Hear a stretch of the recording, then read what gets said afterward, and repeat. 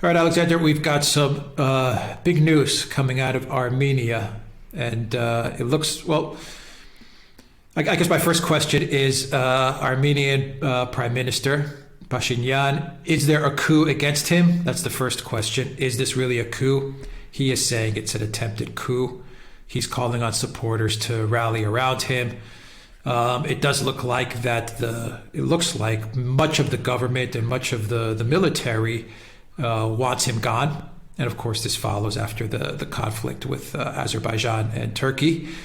And we have this breaking news that literally just came in like 5 minutes ago, and it's from Sputnik News, which says that PM Pashinyan says Armenian people will not allow a military coup. And he is saying that he will not call for elections. So it looks like they're putting pressure on him to call early elections. He said that he will not do it. This is the latest news coming out of Armenia. Alexander, what is the situation there? Well, it's extremely volatile, and we don't really fully understand all the things that are happening. But briefly, this is what I've been able to sort of piece together. Firstly, there is clearly a split between Pashinyan and the Armenian president, President Sargsyan. President Sargsyan is basically pushing for Pashinyan to resign. They got into a huge row the other day over whether or not Armenia had used certain ballistic missiles, Iskander missiles, which the Russians supplied to Armenia. Sargsyan implied that they weren't used during the war and essentially blamed Pashinyan for that. Pashinyan said that they were used, but that they didn't work, which of course annoyed the Russians, but that's another story. So that was already tensions going on. And then we got news that the military, the general staff of the military, has now demanded that Pashinyan resign. And there are protests against Pashinyan underway in the Armenian capital, Yerevan. Impossible for us to say at this moment in time how large those are. And of course, Pashinyan himself is holding a counter-protest. He says that he's not going to resign. He's not going to call elections. He says that he's sacked the chief of staff of the military and of the various military commanders. The military leadership, however, seems to be rejecting his attempts to sack them. And a short while ago, we were hearing reports that fighter jets, Armenian fighter jets, were overflying Yerevan in order to apparently lend support to the opposition protests that are happening against Pashinyan. Now, I have to say, this looks to me like a coup. I mean, I say that, I accept that Pashinyan has probably lost a huge amount of support in the country. He's widely blamed for the debacle that took place in the recent war with Azerbaijan. And there's a huge amount of criticisms in Armenia, amongst Armenians, because of that.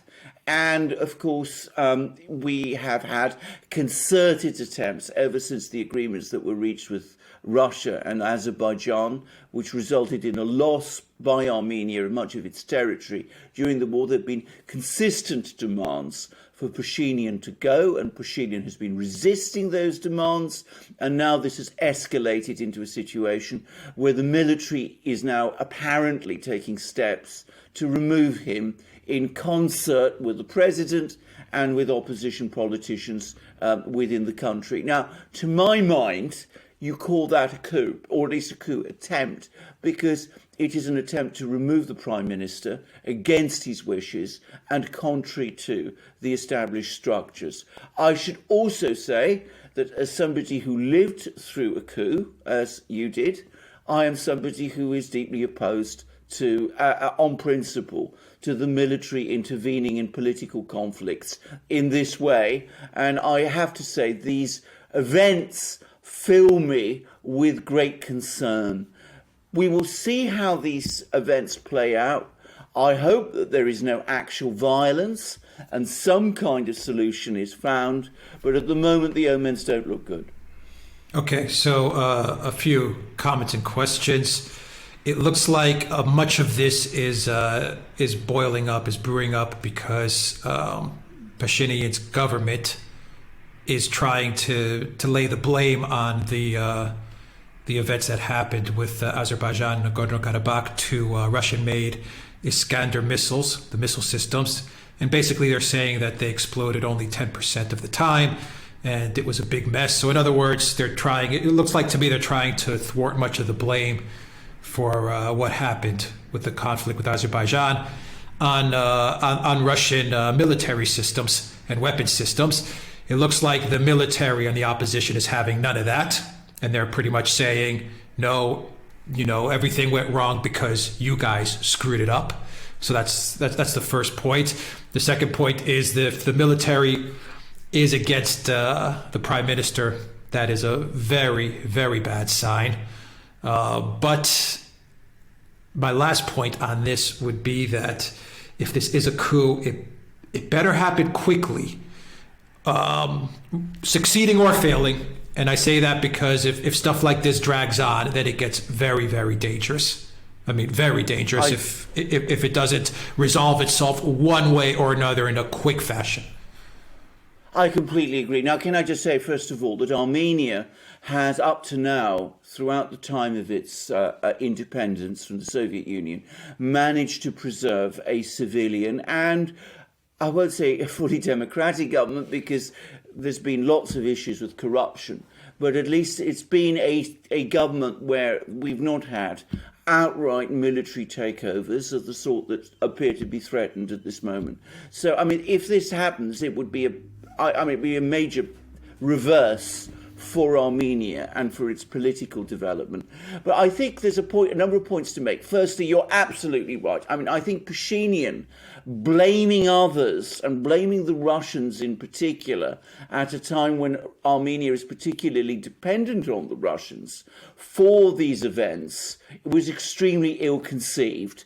And I think that, to be frank, I think the right thing for him to have done after the defeat that took place in the autumn would have been for him to resign. He should have come forward, said, I take responsibility. We lost the war.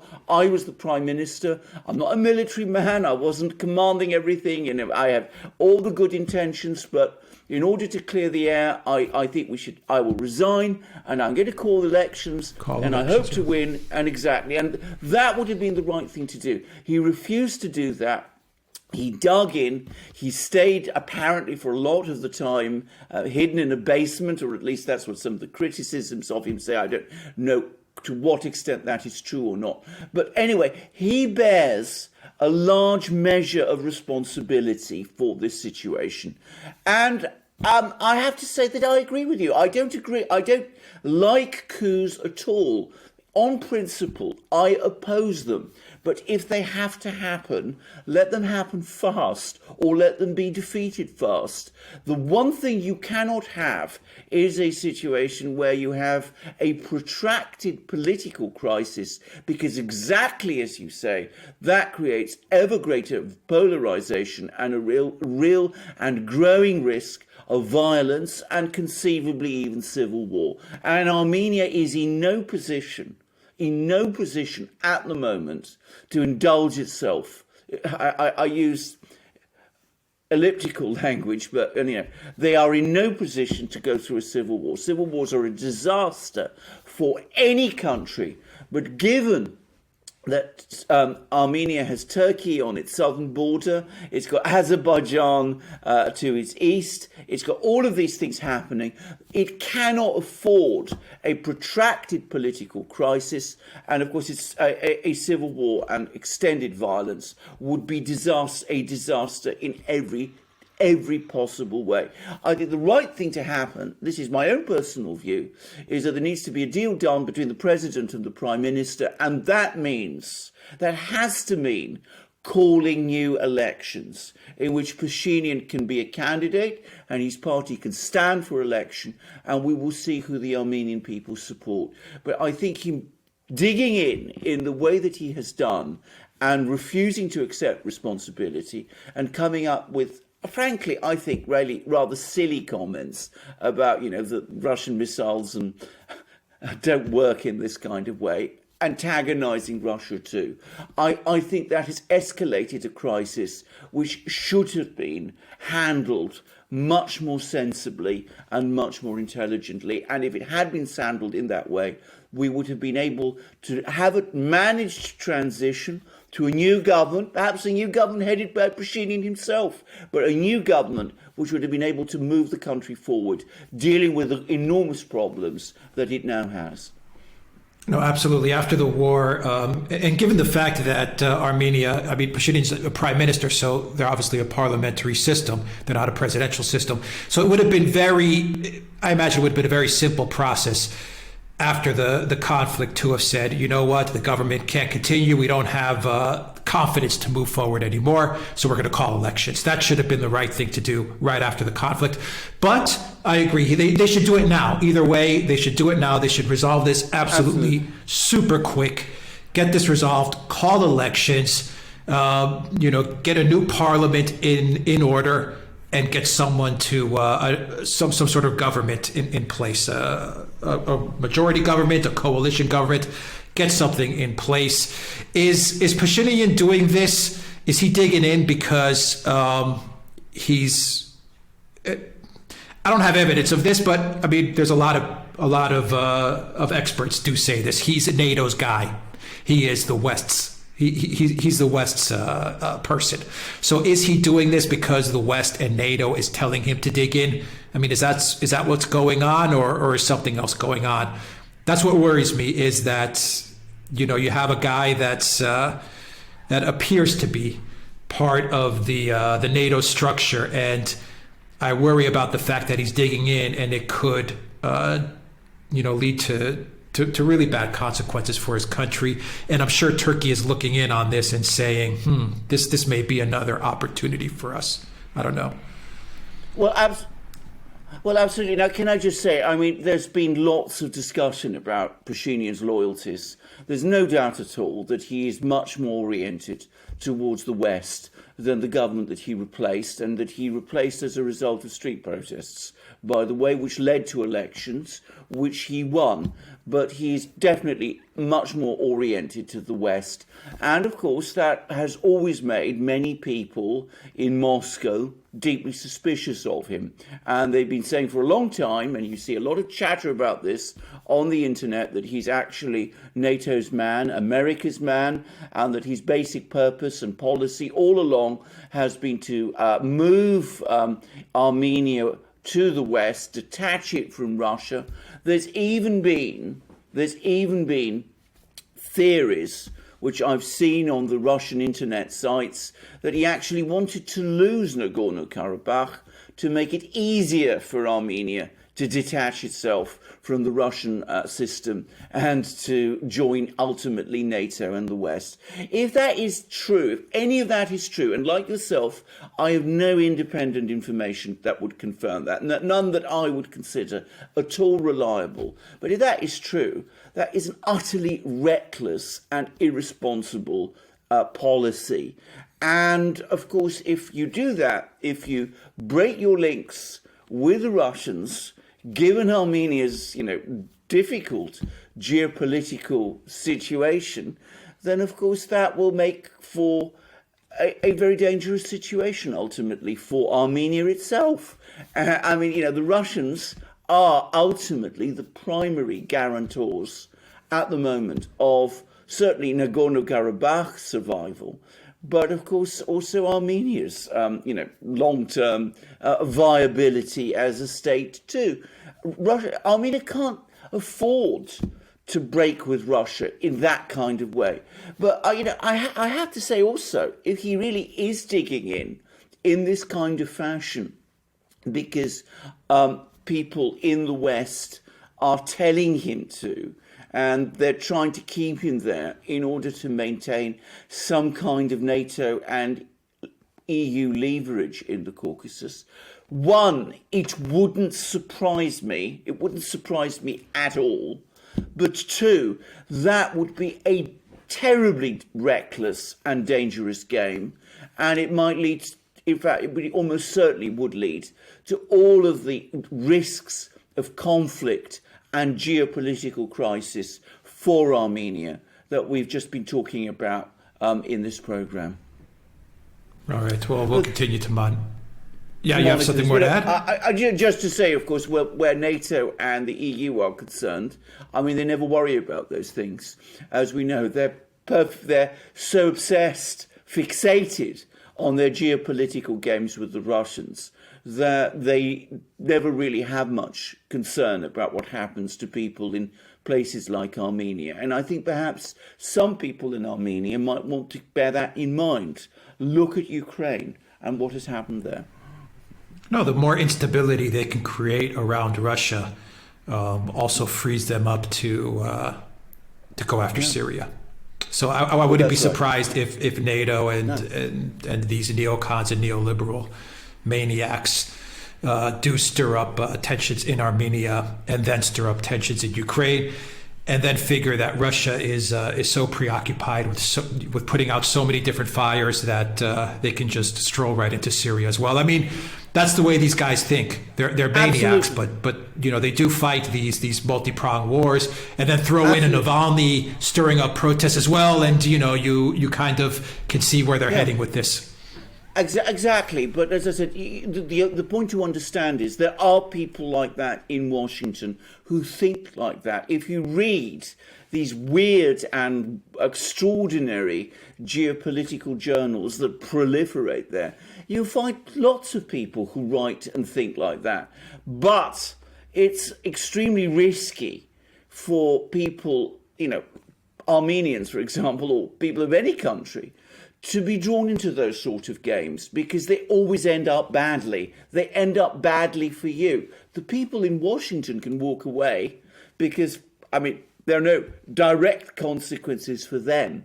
But if you're living in Yerevan, then of course that can be a disaster. Now, can I just say, I mean, this is speculation. We don't know the whole background here. But undoubtedly, in my opinion, Pashinyan has made a mistake, did make a mistake by staying on. He should have taken responsibility after the disaster, after the defeat, resigned, called elections, and who knows, he does appear to have still quite a lot of support in Armenia, or at least he did at that time. Maybe he would have won. But if he didn't, and another government came in, well, he would still have been there, and he could have moved forward and opposed that government and perhaps come back into power later. That is how democracy works. Clinging onto power in that situation has, I'm afraid, led to this crisis now. And to reiterate again, whatever one thinks about Pashinyan, this is a coup attempt. I mean, because it has been carried out outside the country's constitutional and political and legal structures, and that also is a very bad thing. No, I agree. And just to wrap it up, it's not too late. You know, like you said, he can resolve things with the president, and they can call an election, and they can squash this very, very quickly. And they have to squash this very quickly and get an election, you know, moving, because you have Turkey breathing down your neck, and you need to be very, very cognizant of the fact that Turkey is going to look to exploit any type of opening and any type of weakness that they see. So they have to resolve this very quickly. Please resolve this, Armenia. Please resolve this. Absolutely, I agree with that completely. By the way, on the subject of Turkey, it may be a coincidence, but perhaps not, that Putin and Erdogan have just had another telephone call. Who knows what was going on?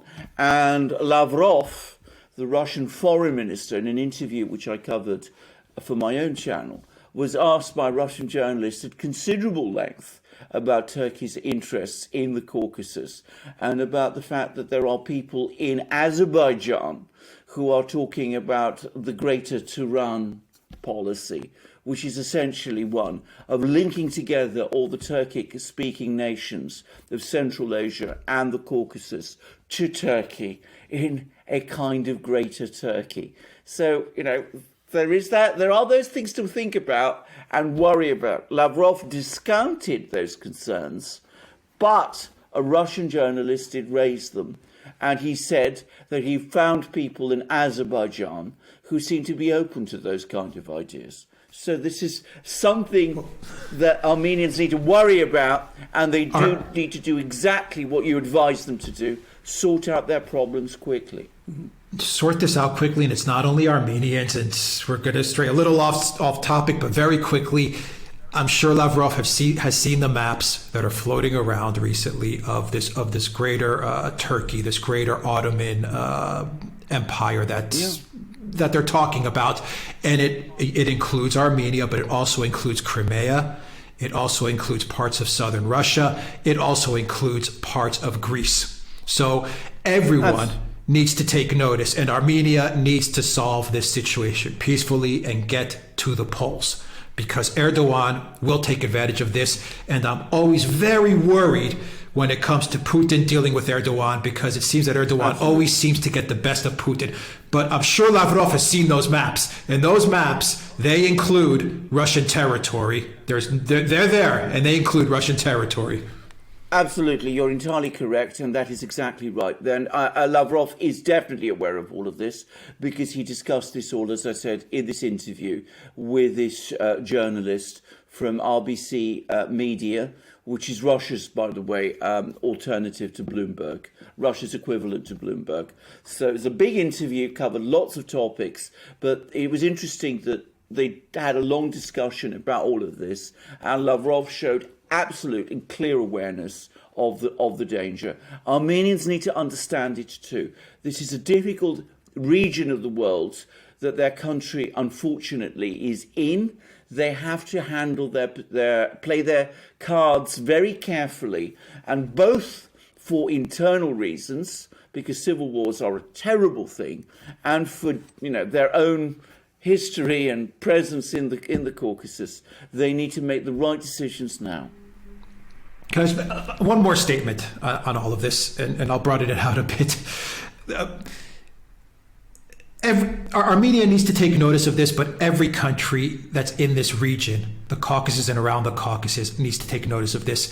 And I'm going to speak a little broader, and I'll say many of the Orthodox nations need to take notice of this, because once again, they need to understand that yes, you could be aligned with NATO and the West, i.e. Greece, for example, but you cannot remove Russia and Serbia and Orthodox countries like this out of the equation. The minute you start to remove these countries out of the equation, and in Armenia's case, the minute Pashinyan realigns with the West and thinks he can remove Russia, is the minute that something like a greater Turkey has legs and can actually happen. Absolutely. That's my point. You can be aligned with NATO. Yes, you can be aligned with the US and the EU, but you cannot remove Russia and Serbia and all the Orthodox countries around that area, because they do form a shield preventing a greater Ottoman Empire coming back into existence. And Armenia needs to realize that, because they're in the middle of it. I mean, they're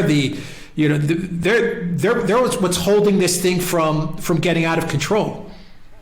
Yes, absolutely. You're completely correct. You're absolutely right. So I mean, these are some of the comments that we get from the Russians about the greater Duran project and all of that. But and that is the point. You can't ultimately and completely rely on the West, because the West is obsessed with its own geostrategic games. And ultimately, when things go really wrong, they are not there to help you. Armenians should know that better than almost anyone. I mean, going back to the events of the First World War, of the terrible events that happened to Armenia then, I mean, where were the British and the French at that time? Nowhere. They weren't interested in Armenia. These are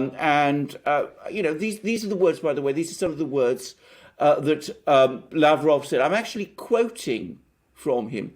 Turkey is spreading its wings and gaining weight despite the existing economic problems at home. Turkey mainly goes on by accumulating its national debt, but this model is widely common around the world. And he talks at length about the kind of things that Turkey is up to. And I will send you a link to this interview, and you will see. I mean, again, the opinion is ascertained by a portion of society. I'm not going to give a percentage of how many people support the idea. I'm not sure how many of those who informed you about this really know what Greater Duran is all about. This is, again, Lavrov. The relations between Turkic-speaking peoples have become an integral part of cooperation between Turkey and the corresponding countries, including Azerbaijan and a number of Central Asian states. There is a cooperation council of the Turkic-speaking states in which we participate as observers. A number of our republics are interested in contacts with it. That's Russian republics, republics within Russia, and are promoting their specific projects. There is Turksoy, the International Organization of Turkic Culture. There's also the Parliamentary Assembly of Turkic-speaking countries. All of them have been functioning for a long time now. They draft their own plans and hold functions. Their cooperation is mainly based on cultural, linguistic, and educational traditions. Speaking, however, about Greater Duran as a supranational entity in a historic sense, I don't think that is what Turkey is after, but we don't know. So these are Lavrov's words. Those are Lavrov's words, the foreign minister of Russia. By the way, someone with Armenian ancestry. All right, we'll leave it there on Lavrov's words. All right, guys, that's we'll leave it there. Go to the Duran shop, pick up some merch, and let me just do a really, really quick plug for our sponsor, which is the Greek Travel Gurus. 10% off a planning fee, 20% off private tours. Book your trip to Greece, guys, for the summer. GreekTravelGurus.com. You'll find all the information down below. Use the code Duran Greece Trip. Why should you book your trip to Greece with Greek Travel Gurus? Real simple. Not only do they have the best service, not only will they show you around Greece, not only is everything custom made for what you want to see, but the best part about it is that it is 100% risk-free. Risk-free. So if something happens even the day before, don't worry, guys. Your trip will not be lost. You will get money back, or you will get it rebooked. They work with you and they make sure that everything is guaranteed no matter what. Just get in touch with them and they'll plan an awesome summer holiday for you in Greece. That is it from my end, Alexander. Absolutely, and of course, if you want to know Greece, this is the best way, because this is a bespoke service. If you're interested in culture, if you're interested in archaeology, if you want to have a holiday, which is a usual Mediterranean holiday where you sit on the beach and enjoy the sea, which Greece offers wonderfully, you can get every one of those sorts of holidays, and it can be programmed and organized for your wishes. And as Alex said, they have this safeguard that if things go wrong, well, your money is safe. So please look this up, and if you're interested in a holiday to Greece, this is absolutely the way to do it. Yeah, come to Greece. We'll drink an ouzo together, or a Greek coffee. Or a Greek coffee. Well, we'll leave it there. Take care, everybody.